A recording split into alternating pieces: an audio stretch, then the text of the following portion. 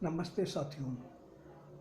आज मैं दिल्ली के चुनाव जो पिछले वर्ष हुए थे उसके बारे में बात करूंगा कि आखिर पिछले साल का जो दिल्ली का जो प्रादेशिक चुनाव था विधानसभा का, वह क्यों हार गई भारतीय जनता पार्टी, इसकी क्या वजहें थी। जैसा कि आप लोगों को पता है कि भारतीय जनता पार्टी ने इस चुनाव में अपनी पूरी ताकत लगा दी थी, दिलो जान से लड़ा था इस चुनाव को और अपने प्रतिष्ठा का प्रश्न बना लिया था।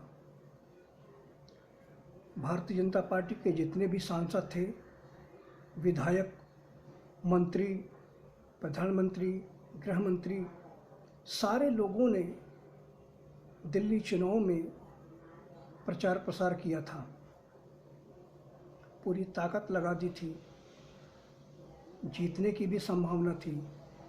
फिर ये चुनाव जीतते जीतते कैसे हार गए।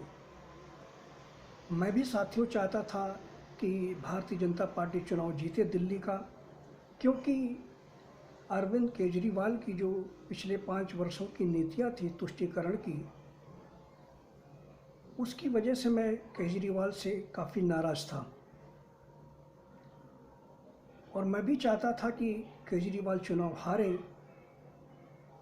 चुनाव के समय तक, लेकिन जैसे जैसे चुनाव का प्रचार आगे बढ़ा, मेरे विचार केजरीवाल के प्रति थोड़ा नरम पड़े। उसकी वजह, जब मैंने केजरीवाल के मुख से प्रचार के दौरान सुना, दिल्ली वासियों से उन्होंने अपील की कि अगर मैंने चुनाव जीतने की क्या वजह थी, उसकी मैं वजह मूल बता रहा हूँ। केजरीवाल ने चुनाव प्रचार के दौरान कहा कि अगर मैंने 5 वर्षों के कार्यकाल में अगर विकास किया है तो ही आप लोग मुझे दिल्ली वासियों वोट देना। भारतीय राजनीति में ये बहुत ही कम होता है, एक असंभव सी घटना है कि कोई भी मुख्यमंत्री, प्रधानमंत्री ये कह कर के वोट मांगे कि अगर मैंने आप लोगों की सेवा की है सच्चे दिल से, विकास अगर किया है तो ही मुझे जिताना। इतनी हिम्मत किसी के अंदर नहीं है। यहाँ तक कि योगी आदित्यनाथ भी इतने अच्छे मुख्यमंत्री हैं, लेकिन उनके अंदर भी इतनी हिम्मत नहीं है कि वो अपने प्रदेश के नागरिकों से कह सकें कि अगर मैंने आप लोगों के लिए काम किया है, आपके लिए विकास किया है, तो ही आप मुझे वोट देना, नहीं तो मुझे मत देना। पहला सबसे सकारात्मक जो उनका पॉइंट था, वो मेरे दिल में जगह बना गया और जिसकी वजह से मेरी मानसिकता उनके बारे में बदलने लगी। उसके बाद प्रधानमंत्री भारतीय जनता पार्टी के प्रति मेरी नाराज़गी तो पहले से ही थी, लेकिन फिर भी मैं चाहता था जीते। लेकिन जिस तरह से चुनाव प्रचार दिल्ली चुनाव में उन्होंने किया, प्रधानमंत्री ने, मुख्यमंत्रियों ने, गृह मंत्री ने, जिस तरह की बयानबाजी की इन लोगों ने और भी दूसरे लोगों ने, वह उनके लिए शोभा नहीं देती थी। जैसा कि प्रधानमंत्री ने भी कहा कि बटन ऐसा दबाइए कि करंट शाहीन बाग तक जाए। एक प्रधानमंत्री को, जो देश का प्रधानमंत्री है, एक प्रधानमंत्री को कभी भी ये नहीं कहना चाहिए कि ऐसा बटन दबाइए कि करंट एक विशेष समुदाय को जाए, क्योंकि जो शाहीन बाग के जो प्रदर्शनकारी थे वो भी अपने देश के ही नागरिक हैं, उनके भी उतने ही अधिकार हैं देश में। और एक प्रधानमंत्री को ये शोभा ही नहीं देता कि इस तरह की बयानबाजी, भाषणबाजी वो करते। अगर एक कोई सामान्य कैंडिडेट होता, कोई सामान्य प्रचारक होता, तब बात में समझ आती है, लेकिन देश का सर्वोच्च एक प्रधानमंत्री अगर ये बात कहे तो ये बहुत ही दुर्भाग्यपूर्ण थी। उसके बाद गृह मंत्री ने भी काफ़ी अपशब्द कहे, जो गृह मंत्री होने के नाते उनको बिल्कुल नहीं कहना चाहिए था। तो इस तरह की जो प्रधानमंत्री और गृह मंत्री ने जो बयानबाजी की, इससे उनके प्रति मेरे भी अंदर भी नाराज़गी पैदा हुई। और उधर वर्मा जी कोई हैं, उन्होंने भी जिस तरह की बयानबाजी की कि ये चुनाव पाकिस्तान और हिंदुस्तान का है, अगर दिल्ली जीतती है, भारतीय जनता पार्टी जीतती है तो हिंदुस्तान जीतेगा, अगर भारतीय जनता पार्टी हारती है तो ये पाकिस्तान जीतेगा। इस तरह की बयानबाजी से बचना चाहिए था। कारण चाहे जो भी रहे हों, लेकिन इससे बचना चाहिए था। और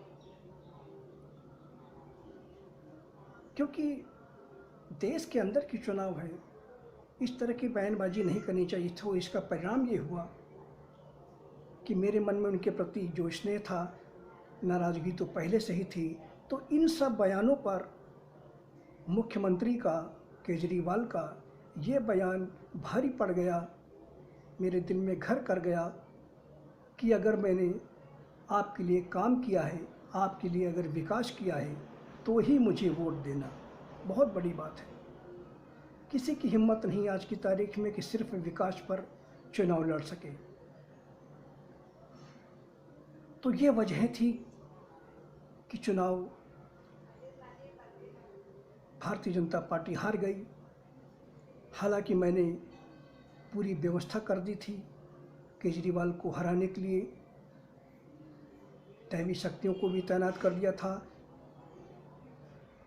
वोटें भी भारतीय जनता पार्टी को भारी मतों से पड़ी थी, दिव्य रूप से। लेकिन बस यही केजरीवाल की बात कि अगर विकास किया है तो वही वोट देना, बस यही मेरे दिल में समा गई। और दूसरी बात यह भी है कि जैसा कि केजरीवाल ने अपने भाषणों में परिवर्तन किया कि उन्होंने काफ़ी लंबे समय से रणनीति के तहत ही चाहिए प्रधानमंत्री के बारे में अपशब्द नहीं कहे। ये बहुत बड़ी उनकी रणनीति थी और इसका उन्हें प्रतिफल मिला। अगर वो प्रधानमंत्री के बारे में, गृह मंत्री के बारे में अगर गलत बयान करते तो निश्चय ही उनको हार का सामना करना पड़ता, संकट में पड़ जाते।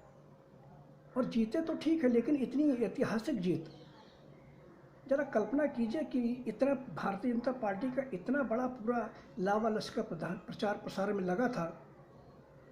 जो भारतीय जनता पार्टी के बड़े बड़े नेता जो है वो अपने आप को और प्रधानमंत्री को भगवान से कम नहीं समझते। ये मानकर चलते हैं कि जिस क्षेत्र में प्रधानमंत्री ने प्रचार कर दिया, ये उस बात की गारंटी है कि विजयी भाव उनके साथ ही होगी। इनके घमंड को चकनाचूर कर दिया। और मैं अहंकार को कभी भी बर्दाश्त नहीं करता। प्रधानमंत्री, गृह मंत्री, भारतीय जनता पार्टी सत्ता के नशे में चूर हैं आज की तारीख में। यही इनके लिए बहुत ही घातक है। केंद्र का चुनाव तो मैंने उनकी झोली में डाल दिया, क्योंकि देश के उज्जवल भविष्य के लिए केंद्र की सत्ता में नरेंद्र मोदी का होना अति अनिवार्य था, क्योंकि आज की तारीख में उनका कोई विकल्प है ही नहीं। मैं आगे वीडियो में भी बताऊंगा कि कैसे मैंने केंद्र के लिए चुनाव में किस तरह से शक्तियों का प्रयोग किया, और जो 4 राज्यों में चुनाव हुए थे उनमें कैसे मैंने हस्तक्षेप किया और क्यों फिर भी हार गए ये लोग। सारी बातें आप लोगों को बताऊंगा।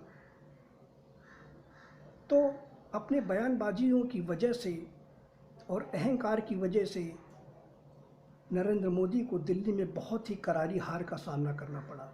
ये उनका अहंकार ले डूबा और केजरीवाल की विनम्रता उनको विजय दिला गई। जिस दिन उन्होंने विजय हासिल की थी, उसके बाद रात को उनकी जो पत्नी है सुनीता जी, उनसे मेरी बात हुई थी रात को 10 बजे के करीब। केजरीवाल जी की जो पत्नी सुनीता नाम उनका शायद, तो उनसे मेरी बातचीत हुई थी। तो मैंने उनको यही संदेश दिया था कि मुख्यमंत्री जी से कहिएगा, अरविंद जी से, कि समदृष्टा होकर के शासन करें और किसी के साथ तुष्टीकरण की राजनीति न करें। और लगभग वही कर रहे हैं, काफ़ी सुधार किया है। उसके बाद मुख्यमंत्री केजरीवाल से भी मेरी कुछ दिनों के बाद बात हुई थी, तो अब पहले जैसा तो खैर नहीं है, काफ़ी सुधार उन्होंने कर लिया है और ये उनके लिए अच्छा है। तो भारतीय जनता पार्टी को अपने अंदर के अहंकार को ख़त्म करना होगा और परम योगेश्वर जी की हमारी शरण में तो आना ही पड़ेगा किसी भी कीमत पर। सीधे न सही तो टेढ़े सही, आपके अहंकार को तो मैं चकनाचूर कर दूंगा, तोड़ कर रख दूंगा। धन्यवाद साथियों।